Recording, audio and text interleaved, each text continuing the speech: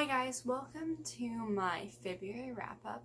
I am sort of ashamed to admit that I've only read 3 books this month, but it's okay because I have read enough in January that I'm still in line with my Goodreads goal. And as readers, we all know that's what we really care about. The first book I read this month was Sheets by Brenna Thummler, and I actually don't have a copy of the book with me because I was borrowing it from a friend, but it is about this girl who runs her family's struggling laundromat, and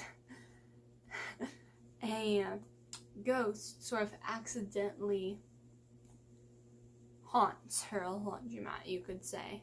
And I gave this book 3 out of 5 stars.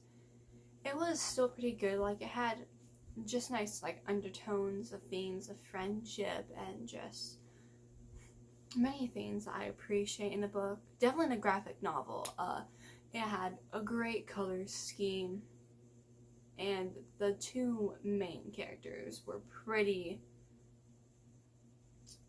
multi-dimensional, but one of my problems was that every other character was kind of just there to be an obstacle to this girl's happiness, and it just felt like every other character was a little one-dimensional, and even the characters who were her friends were kind of just there to be there. I felt like the only 2 characters were that mattered were the main characters. I know that's kind of what a book is, but usually side characters have more of a play in the plot, and I just really miss that in this book. Next, I read Romeo and Juliet by William Shakespeare. And I'm holding my book so wrong. But anyway, this actually was required to read for school, and I liked it a lot more than I thought I would. I really shouldn't have to explain the plot, but I guess I will. It is about 2 feuding families in Mantua, and their teenage-aged children fall in love with each other and for some reason decide to get married. But I like this a lot more than I thought I would. I gave it 4 out of 5 stars. It was very good, and so much better than any adaptation of Romeo and Juliet. Like, this is the perfect example of the book always being better than any other adaptation, because I view the book in a very different way than most people. Like, I hated Romeo and Juliet as a couple. I found the relationship so toxic. In fact, so toxic that Paris is my favorite character. And first of all, I don't care about going on a rant about this because this is a book that you will probably have to read at one point. Paris does not get any of his lines in any adaptation, and it's just, this book is more tragic than any adaptation, so don't think that you can just watch Romeo and Juliet movie and be fine. It's a lot more tragic, mainly because there's a couple aspects of the nurse and her losing family that a lot of movies don't touch on, and just Paris's character in general, while could be one of the more tragic aspects of the show, definitely him in the final act, it's just completely overshadowed because people want it to be all about Romeo and Juliet, but the story is actually more. It's about how Romeo's friends and Juliet's family is just being impacted by this horrible feud. So I definitely recommend reading the book and looking at it as you don't just care about the 2 main characters. Those tragic aspects of the play actually come from side characters. The final book that I read this February was Roller Girl by Victoria Jamieson. Another graphic novel. I think it's the most graphic novels I've read in a month, and I gave this 3 out of 5 stars.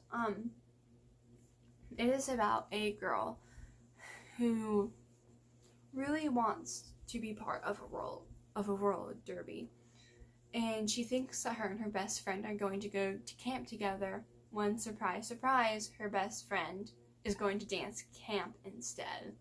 And I just really, I don't know, thought that it had a lot of good aspects. Like, the main character was very, very flawed, and it's just, the mom is also a really, really cool character, and it's just a lot of characters had like deep.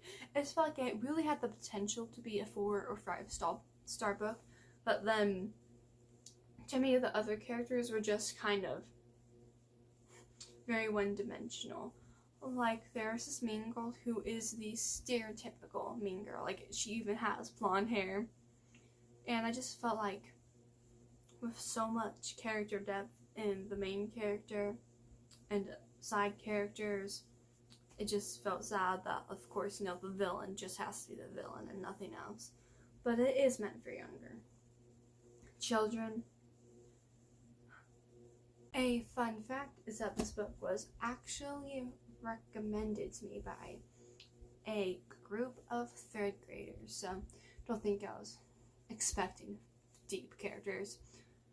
So probably why I didn't give it a lower rating. But yeah, that's all I read in February. So I'd love to hear what you guys read in February. Hopefully more than me. But hoping next month I get a little bit more done. I have a bit more of a interesting, that sounds mean, but I just have a bit more of a like hard fantasy that I'm into, and so hopefully I'll get through more books. And I won't have, you know, Romeo and Juliet, which takes like 20 days to get through. So yeah, I'm looking forward to March, and I will see you then, hopefully.